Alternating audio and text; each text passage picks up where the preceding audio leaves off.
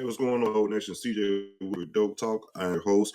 This is our last segment in regards to the positional, fall camp positional preview breakdown. So it's on about we say the best for last, and my personal favorite, of course, the defensive backs. Before we get started, make sure you guys like this video and subscribe to the channel.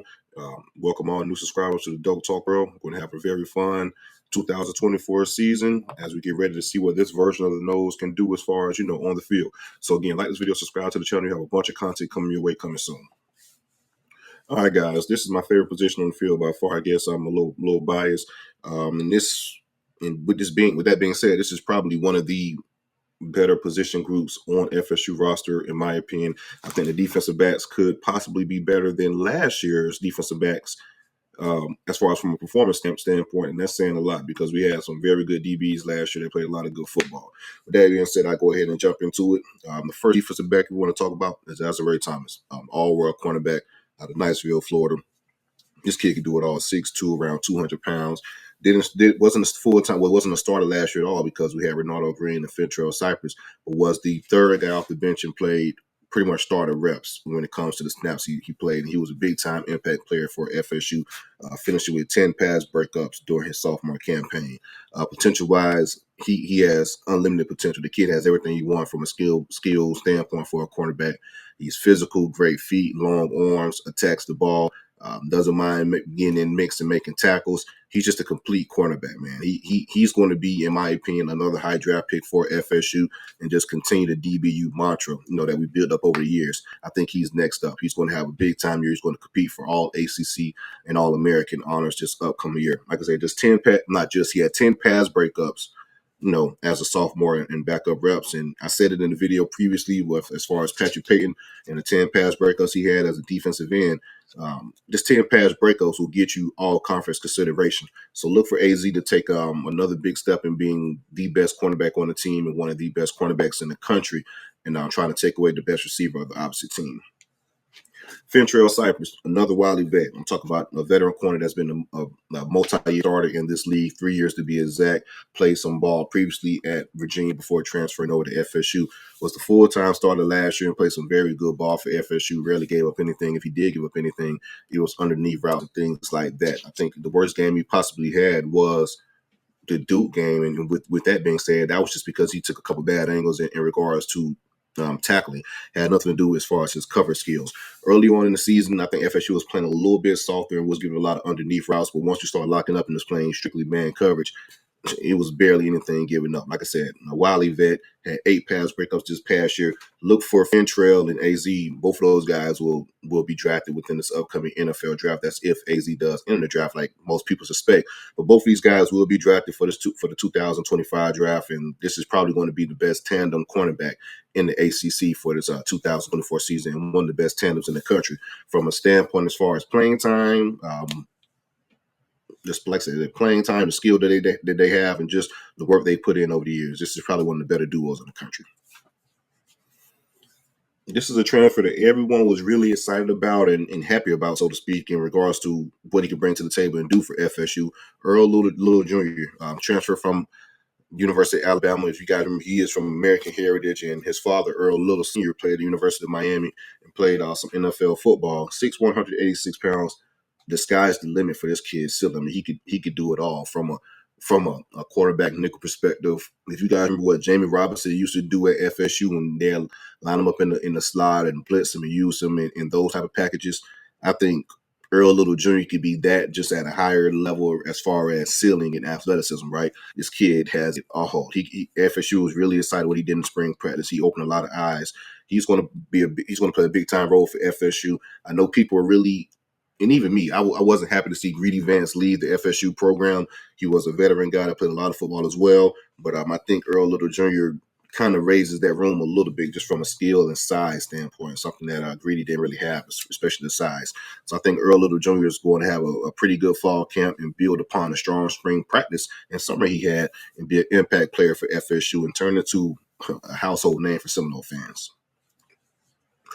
Let's get into some of the guys that will be probably competing for some rotational for the backup position and a lot of playing time because, like I said, AZ just FSU in general, we rotate a lot of guys, especially in the defensive backfield. So if you're within that 2 deep, you're going to be getting a lot of reps, as I mentioned, AZ did last year. Quintarius Jones, yeah, Quintarius Jones, 6'2", 180-pound kid out of Mississippi, was a true freshman last year. This kid has first round potential all over him. I mean, he has the, if you want to build a cornerback in the lab, I know we talk about Antonio Cromartie and all that type of deal, part of, as being part of DBU, but Quintarius Jones is one of those DBs that you just build in the lab. 6'2", 190 pounds, long arms, physically built for a true freshman. Is only going to get bigger and more developed. The only thing this kid is missing from a I guess playing time, from a complete player standpoint, is playing time and reps. So the more reps and the more playing time he gets, the better he's going to be. Get coached up by Pat Surtain. There's more development on that aspect because the physical traits are there and they stand out. This kid is going to be damn good for FSU. It's going to probably be the second team cornerback can play a lot of reps, but the future is very bright for Quindarius Jones. In my opinion, he has a chance to be a first round or high draft pick and just add to the DBU legacy. Edwin Joseph, excuse me, another guy that was a true freshman last year. He was a bright spot in spring as well, playing within that nickel slot role as well, making a lot of plays. If Edwin Joseph can build on the spring practice and carry that over the fall camp going into a sophomore year, that'd be a much needed boost for FSU from a depth standpoint. Because like I said, in other position groups, you really don't have any drop off when it comes to the second team guys. If we could get Edwin to continue on his upward trajectory and continue to play good football, that'd be very good for FSU. Like I said, it was a true freshman last year. Had some struggles last year, like most true freshmen typically do. So he bounced back with a strong spring practice. If we could build upon good work in the summer and lead that into the fall camp, which is the most important part of football as far as an evaluation standpoint, I think we'd be in good hands with Edwin Joseph with the defensive backroom, what he can bring to the table. Jabril Rawls is another guy from that true freshman class. I'm telling you, and I'm going to get to that in a second. I won't jump into that right now. But Jabril Ross was a true freshman last year, going into his redshirt sophomore year, 6'1", out of the Pensacola area. Another kid that FSU is very high on from an athletic standpoint. Like I said, just need reps to put everything together. But Quintarius Jones, Edwin Joseph, and Jabril Ross, FSU is pretty excited about it. Did some good things in spring. We can see that could carry over to fall camp, like I stated. And also, you got to add in Charles Lester, the true freshman for this upcoming season. Charles Lester, Kai Bates, Ricky Knight III or three true freshmen that are going to be competing as well. And Jamari Howard, even though he's going to be out the majority of this year due to an injury that he suffered in the spring. So with that being said, like I said, the defensive back room is stacked for currently and the future. I relayed some names in regards to some guys that were true freshmen last year that should make a big impact for FSU in the future, and true freshmen this upcoming year that's going to be competing as well. Charles Lester looked damn good, so we'll see how those guys get meshed moving forward. But overall, the defensive back, with a cornerback room rather, is in a very good spot for FSU. Well, let's jump into the safeties and talk about those guys for a little bit. First up is on the right, we talk about Shyheim Brown. Shyheim Brown is all-around safety, 6'2", 208 pounds, going into his third year starter for FSU. He is the best returning safety that FSU has on their roster from a talent and experience standpoint. Big-time playmaker, does it all, blitzing, coverage, man coverage, very good in man coverage. I think is very underrated. Just calling defense, getting guys in place, getting guys in order. Safeties play a big role in Adam Fuller's defense, as he is the defense coordinator and the positional coach for the safeties. So Shyheim Brown does a lot from a communication standpoint and things like that. So a big-time playmaker, made a plethora of plays for FSU. I don't think that'll change this upcoming year, as he will be the unquestioned leader in the secondary overall, in my opinion. So look for Shyheim Brown to be one of the better cornerbacks in the ACC and one of the leaders within the secondary. Conrad Hussey is a kid that everyone is excited about. That goes back to that. He was a true freshman last year, so like I said, that defensive back class was very good coming in.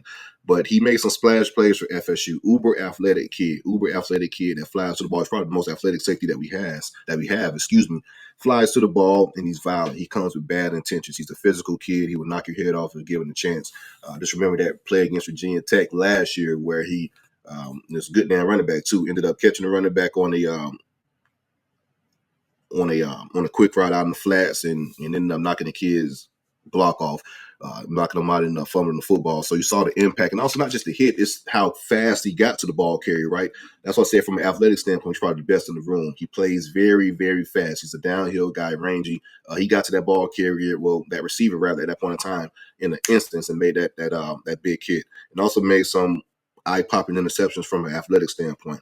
I think Conrad Hussey could be a big-time playmaker for FSU. The only thing he needs more is just experience and keep learning the position and things like that. So once he gets that down pat, the sky's the limit. This kid has unlimited potential as a safety. Now, this was an interesting one. I'm going to be completely honest with you guys. I wasn't a fan of this take once they took this kid. Devontae Brown out of the University of Miami, transferred to Miami from UCF. If you guys remember, prior to last season, it was out of FSU and Miami for Devontae Brown from a transfer standpoint. When he was leaving UCF, played cornerback for UCF under Randy Shannon was a defensive coordinator. So it was a lot of ties to FSU. Ended up electing to go back to the hometown team of Miami and playing with his brother, who was a true freshman for the Miami Hurricanes. Didn't play that well for Miami last year. Had a lot of ups and downs, bumps in the road. Ended up transferring to FSU. FSU brought him in as a safety position for the safety position. Excuse me, and he had a damn good spring. Looked pretty good. He's a veteran guy, knows the defense, very familiar with the defense. Just he's always in the right spot, so to speak. So just the plethora of experience the reps that he's had over the years, the understanding of the defense made him a valuable asset in spring practice. So I'm interested to see if he could carry that over to fall camp and continue that and be a safety blanket for FSU in regards to doing things the right way, being in the right position, and understanding the playbook. So if you could do that at safety, you could play a lot of damn reps, and he's going to be competing for a starting job for FSU this upcoming season. So again, I can admit when I was wrong, I was not happy with the take at that point in time. He's been a pleasant surprise for FSU. I think he's going to be a valued piece within the defensive back room. And if he does end up producing for FSU this year, it just shows you the coaching and development that's going on in Tallahassee in regards to getting the best out of players and leaning on their potential. All right, Kevin Knowles is a veteran guy as far as the defensive back room, played cornerback, played safety. He's going to be a guy that's going to be competing for a nickel as well, too, over his years. But he's going to be a guy that's going to be competing for playing time in that secondary. This is a kid I'm intrigued by, and that's Ashlyn Barker. Stands at 6'3", 212 pounds. Going to be a redshirt sophomore this upcoming year. If you guys remember, FSU got him out of the JUCO ranks. He played very limited snaps for FSU last year, but within those limited snaps, he was pretty damn effective. He stood out to me. Made some plays, was in the right position. Like I said, he's 6'3", 212 pounds. His size stands out on the field. So we can see he had a pretty good spring. We'll see if he can carry that over until fall camp, as he's going to be competing for safety reps as well. And this was an interesting one, too, as far as a transfer back to FSU. Amarion Cooper. I'm not sure where Amarion's going to be playing. He's going to be playing safety, corner, just within the secondary. We'll see once fall camp start. But if you guys remember, Amarion Cooper ended up enrolling to FSU straight out of high school, was a four-star recruit. His true freshman year, he played some damn good ball the second half of the season, starting some games for FSU. The 2022 game against Miami, the 4th and 14 game, he had a very big game. I think he had like an interception or two and a lot of pass breakups during that game. It was pretty much his coming out party. Ended up transferring to Colorado this past season. That didn't go well. Back to FSU. And we will see how things to finish out his career where it started. So we'll see how things pan out for Amarion Cooper. But talent is there. He's had talent over the years. I know his last year FSU was battling some injuries. So we'll see if the experience plus his talent can factor in within the defensive back room and carve out a role for him.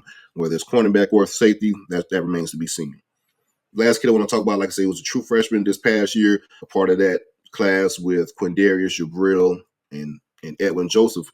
KJ Kirkland, safety out of Jacksonville Reigns. Kid has a lot of potential too. We'll see how he transitions going from his freshman year to his sophomore year, going into an important fall camp. He could be a rotational guy and play some special teams reps as well. But just in the future, KJ Kirkland is going to be a guy to watch out for.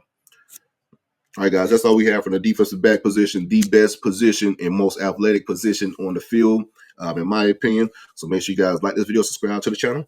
Next thing we have coming up is fall camp, and I can't wait, baby. Go Noles.